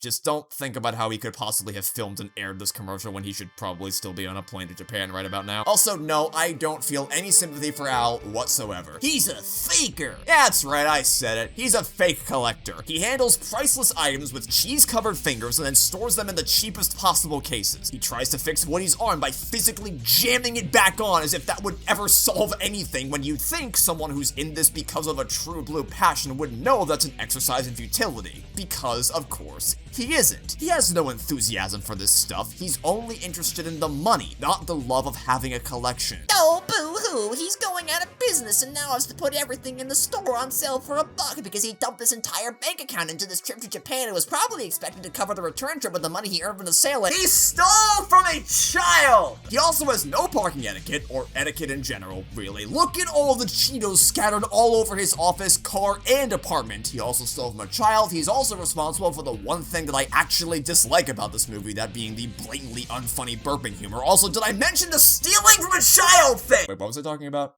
Oh yeah, and most importantly, we are shown that Andy does go on to fix Woody's arm the morning after he gets back from cowboy camp. I know some people believe the movie's themes would be stronger if Woody never got his arm back at all due to sending a bad message about people only being lovable if they aren't disabled, but the movie covered its bases in that regard.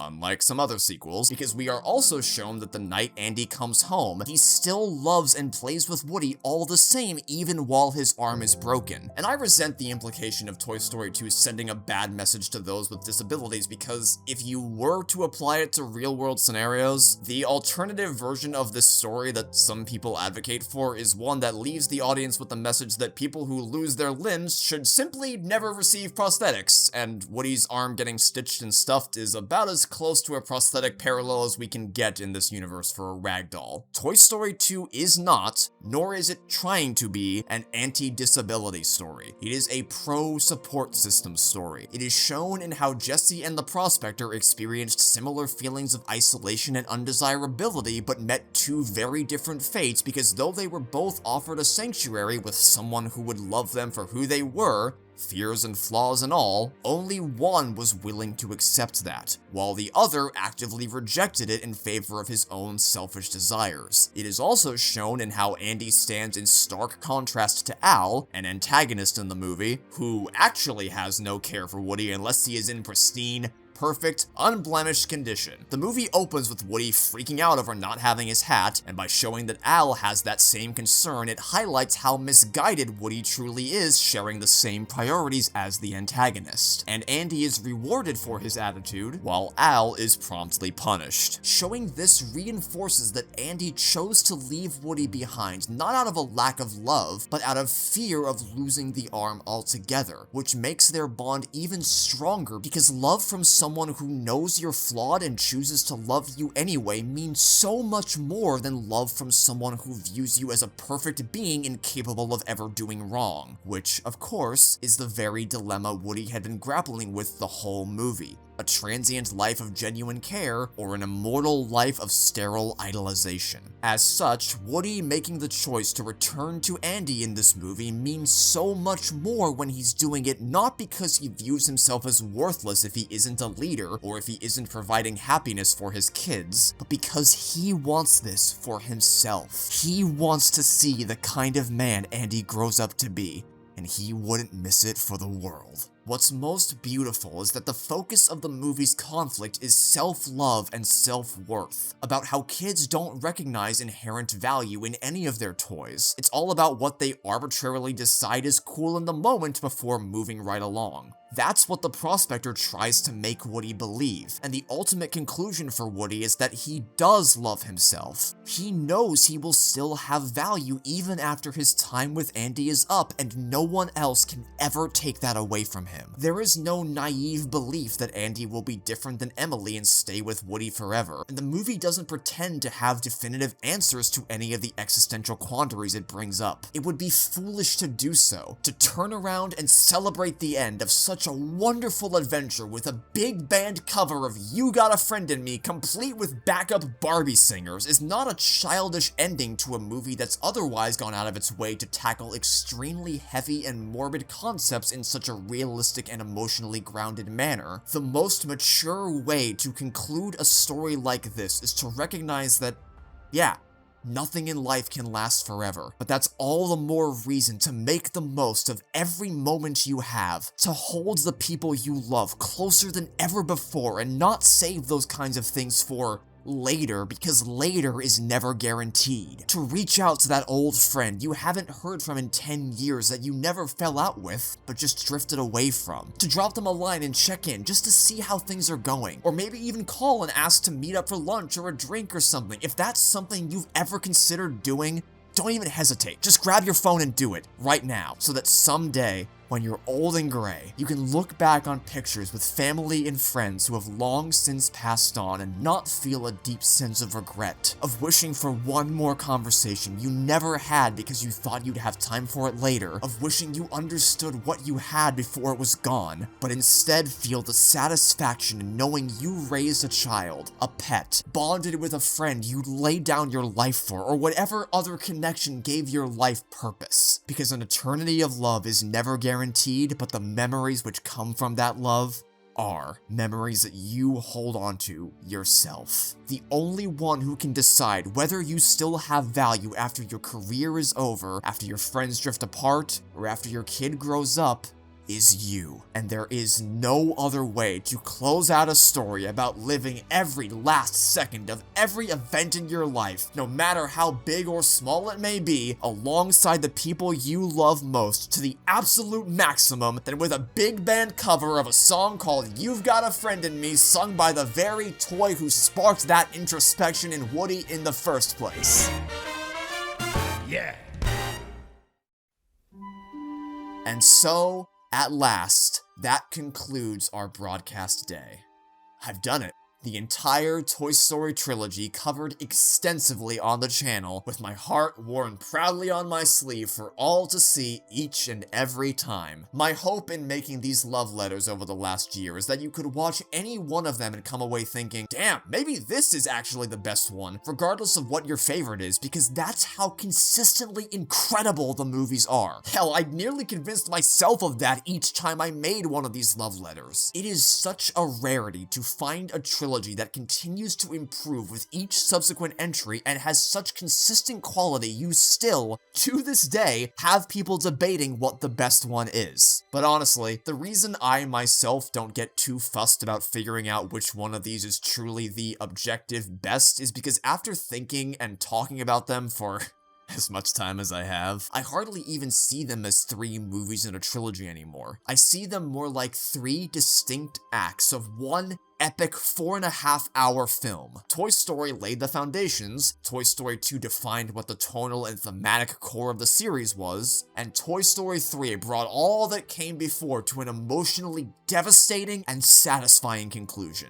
It really just depends on what kind of story you like most. If you want a small-scale buddy comedy that's essentially a cinematic stage play, right down to the use of repeated backdrops, you can watch the first movie. If you want a proper city-spanning, pedal-to-the-metal adventure that's also beautifully juxtaposed by a gut-wrenching character study, Toy Story 2 is your friend. And if you want a much darker film taking the form of a prison break narrative that shows no remorse in pushing the characters to the brink of death and beyond, that's Toy Story 3. Toy Story 2 is not nearly at the same level of off-the-wall hilarity as the first movie, nor is it anywhere near as horrifyingly morbid as the third movie. But it does offer the best of both worlds, keeping those elements at a perfect balance the whole way through, and it's astonishingly impressive that the film never loses its whimsical, lighthearted, free-spirited, adventurous nature while tackling such existential and emotionally harrowing themes and situations. It also offers the greatest diversity in terms of what kind of movie it is. It starts out as a classic Toy Story experience right at home with the first film that suddenly becomes a heist movie on one side and an intense character drama on the other before ultimately ending as a full-blown Western adventure set against the backdrop of an airport, segueing into one final show-stopping Broadway performance, all of which is strung together with an emotional through line elevated far above the heights of the original, but one which is still fundamentally true to who these characters are, even through all the new trials and tribulations they encounter along the way. The core Toy Story DNA is all still there. No one could ever mistake this as a toy-themed reskin for an entirely unrelated original story, and yet is still such a staggering evolution across the board that people would also never mistake this for a retread of the original, a fate which would almost have been expected for a sequel during the time this was made. The standard affair for film sequels of the 90s was to rehash the same concepts and stories already explored the first time around, cheapening the impact of the original by taking away what made it unique. Barring the handful of exceptions people would consistently point to as being able to exceed and strengthen the quality of the original, sequels were generally accepted to be crap. And that went doubly so for animated sequels, particularly at Disney, where the business practice was to put everything you had into making a super headliner movie and then churn out straight-to-video sequels of said headliner, which were repetitive and uninteresting at best and outright terrible at worst, with the express purpose of milking the original movie's goodwill for all it was worth. Barring, again, a small handful of standout surprises. Even Pixar themselves were made uncomfortable by the possibility of following in the footsteps of Disney and tarnishing Toy Story's legacy with a subpar direct-to-video sequel. Pete Docter explicitly said, "I don't know if we should do this." And though the initial story reels may have improved to the point that they convinced Disney the film was worthy of a theatrical release, the core Pixar crew knew full well it was not going to live up to the standard they'd set for themselves with the first Toy Story, and even facing down an impossible deadline, as marketing deals prevented Disney from being able to push back the release after being told the film simply wasn't good enough, they were willing to do whatever it took to shape Toy Story 2 into the masterpiece they knew it had the potential to be. Disney may not have cared how good the movie was as long as they could rake in a few $100 million big bucks, but Pixar was unwilling to settle because their studio's mantra was that they didn't do good enough. Which is not to say Toy Story 2 was free from repetition, as I alluded to earlier, it's just that the things it reused were technical, not narrative or emotional. It reused the Ant Island setting from A Bug's Life for the Buzz opening, as that was a sequence which hadn't existed before their emergency offsite in Sonoma, California. Or it reused Jerry's model from the short film for the cleaner sequence, another thing that was not present in the original version of the movie. They weren't being lazy, they were being smart about reusing assets so they had the runway to tell a fresh, new, boundary-breaking story for animation. Unfortunately, that unyielding desire to maintain quality whatever the cost also led to one of the most infamously awful behind-the-scenes stories in filmmaking history, which a discussion of Toy Story 2 would be woefully inadequate without addressing. You've almost certainly heard the numbers. The 36 to 48 hour workdays, the 80 to 100 hour work weeks, the studio having the vibe of a 24-hour diner as people would keep cycling in and out of the office, a full third of the crew developing some form of either repetitive stress injuries or carpal tunnel syndrome, that one egregiously bad story of an animator completely forgetting to drop his kid off at daycare and leaving the baby alone in his car in Pixar's parking lot. It is one of the all-time worst reported instances of crunch time for a feature film, and one which served as a wake-up call for the studio that they needed to put infrastructure in place to ensure nothing like this would ever happen again, no matter how dire the stakes would become.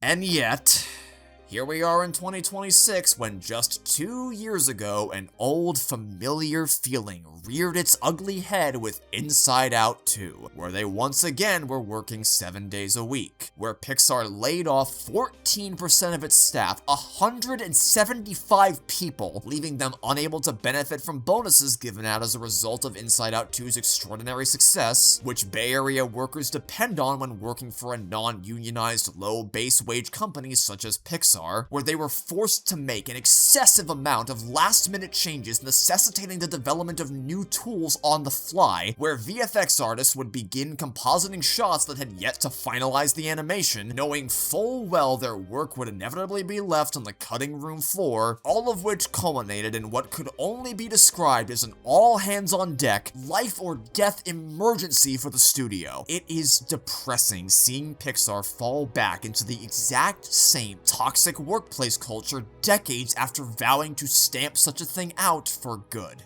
Make no mistake, the production of both Toy Story 2 and Inside Out 2 brought forth horrific working conditions which should never be encouraged or replicated under any circumstances. Films don't need to be made this way, and they shouldn't be made this way. Whether the crunch is self-inflicted or mandated by soulless corporate higher-ups, these should never be the circumstances under which a work of art is created, no matter how amazing it eventually turns out. These films are not as good as they are because they worked themselves to the bone making them. The quality is as high as it is in spite of how they got there.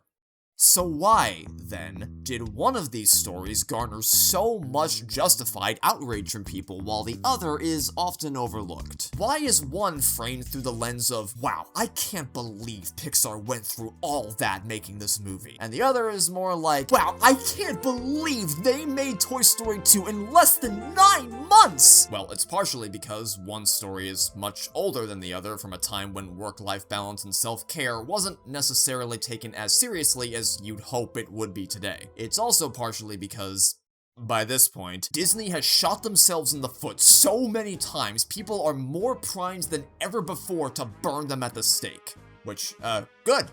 Keep doing that. Disney fucking blows. It's also partially because information is much easier to share nowadays. Most people I know outside of the internet are aware of what happened behind the scenes with Inside Out 2 because of how much attention that IGN report garnered. Whereas when I have similar conversations about Toy Story 2 with people, they are often shocked to discover what it took to bring this film to theaters in time for Thanksgiving of 1999. Even the most baseline facts I thought everyone knew, like how close the movie's files came to being permanently deleted, even if said files were for an older version of the movie, are mind-blowing revelations to my friends and family in the real world. But I think the biggest reason why Toy Story 2's horrible production doesn't catch the same level of flack is because while Inside Out 2's production is the story of a team of people being forced to push their physical and mental health to the brink against their will, burning the candle at both ends before ultimately having their position at the company extinguished entirely just to keep the studio afloat, because as we know, Disney is in dire need of more money. This is the story of a team of passionate artists who refused to deliver a lesser product and poisoned the integrity of this world or the characters they'd created. Of people who had a self-imposed desire to exceed any and all expectations and stayed behind for these long hours no matter what the personal cost. And of people who once again found themselves in the position of not having time to second-guess their creative instincts. They reworked the entire story of the movie in a single weekend, but they still had to put that in the form of a script and then storyboard it before any animation production could begin. The crew never had a moment to breathe, as everyone was constantly clamoring to write or board whatever was ready to be worked on, as food would arrive in their bullpen and be devoured almost as soon as it arrived without even blinking, as writers would finish each other's sentences trying to figure out the dialogue, and as artists would immediately jump on board a teammate sequence to help just as soon as they finished their own. And oh, what I wouldn't give to have been in the screening room in January of 1999, to have heard the original pitch for the nearly completed final version of the story that set a fire in everyone's hearts to get Toy Story 2 across the finish line. A once-in-a-lifetime pitch delivered with such exquisite detail the team could see the film in their minds and feel how amazing it was going to be, convinced it would absolutely match the emotional and comedic heights of its predecessor. That yes, the timeline was ominous, the deadline was looming, the coming months were going to be absolutely brutal, but god damn it, the story pitched to the team that day was so good, the characters deserved it so much, that even in the face of monolithically staggering odds, they believed in this movie and wanted to be a part of the team responsible for bringing it into the world, of delivering on a worthy successor to the studio's baby, without which none of them would even be there at all. It is actually insane to me that something this emotionally resonant, powerful, and coherent could have been so masterfully created under such an unfathomably abhorrent time constraint. My heart goes out to every last unbelievably talented artist,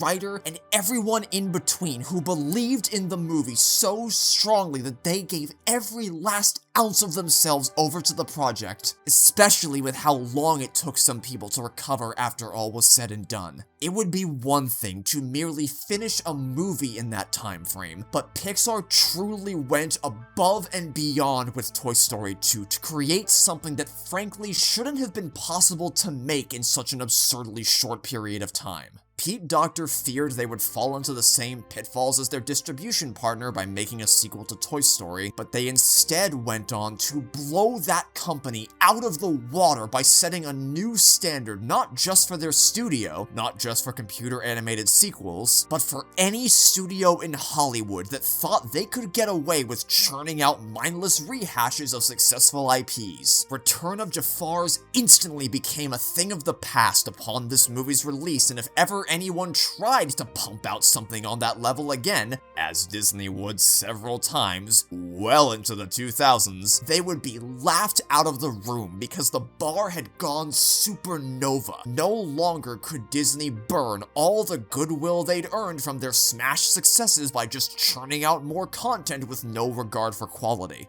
I know how often the animation is cinema sentiment is overused by people online, but Toy Story 2 came out during a time when animated movies, even critically acclaimed ones, were absolutely not respected on the same level that live-action films were. American animation was largely relegated to the medium of mindless Saturday morning cartoons appealing exclusively to children. Beauty and the Beast cracked that door open by earning itself a Best Picture nomination, and then Toy Story 2 blew the door off its hinges, skyrocketing the credibility of animation as an art form. It proved beyond a doubt that animated movies were more than capable of connecting with audiences' emotions on a deeper level, earning itself a place among the greatest live-action films and sequels and dissolving the barrier between these two mediums of storytelling in critical discussions of quality. The resounding success of this film, both commercially and critically, gave not just Pixar, but computer animation studios all around the world the confidence to keep delivering on this kind of emotional prowess time and time again, and I don't think we would have ever seen movies like WALL-E were it not for Toy Story 2. It changed the entire landscape of their studio for the next 2 decades. They didn't redefine the blueprint, they were the blueprint. No one else in the world was crazy enough to continually challenge themselves to do the impossible after already having done that twice before. No one had managed to strike this awe-inspiring balance of comedy, heart, and existentialism in the form of an adventure that appeals to the broadest possible audience, and it became the standard to which all of their future films would strive to recapture. The term magnum opus gets thrown around a lot, and everyone seems to have a different take on which of Pixar's movies deserves that title, or what that phrase even means, but if you define it as the most important movie the studio's ever made, then I don't see how it could be anything other than Toy Story 2. The release of this film out into the world was Pixar's defining moment as a studio. If Toy Story was when they proved it was possible to make a full-length computer animated movie, Toy Story 2 was when they defined what it meant for them to make an animated movie. It of course defined what Toy Story would be remembered for and what it would become in future sequels, but it's also when Pixar found their voice. It set a new precedent for animated sequels when they had previously been trapped in straight-to-video hell. It announced to the world, loud and clear, Pixar was not afraid to reach into your chest and rip your heart out without feeling an ounce of mercy, and would become known for this kind of powerful storytelling for years to come with almost every other film they would ever make, and it allowed the team to prove what absolutely impossible feats they were able to accomplish together in a situation where there were no perfect solutions as they pulled themselves together to create this rootinest, tootinest, shootinest, hootinest, show-stopping masterpiece of a movie, which, even if it's not objectively the best thing they've ever created, will be remembered for infinity and beyond as Pixar's finest hour.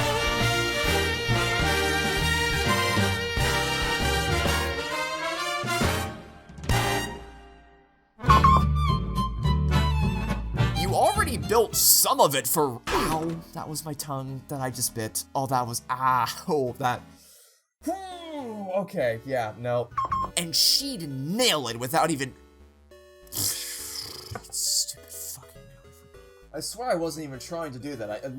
I just was like, hey, you nailed it. That's a common phrase, right? I'll just say that she nailed— no, can't, because watching his scenes was just so painful. Ow. Ow. Was really a toy a toy. Can my mouth stop making stupid noises, please? Aren't left lingering. That is a lot of hard consonants, one after another. And of course, the biggest inversion of the first film. My brain's been infected from 343 Industries. You finished 4th place! Wow, you exist! It essentially acts as Woody's inner voice coming through the... I did it again. I did it again.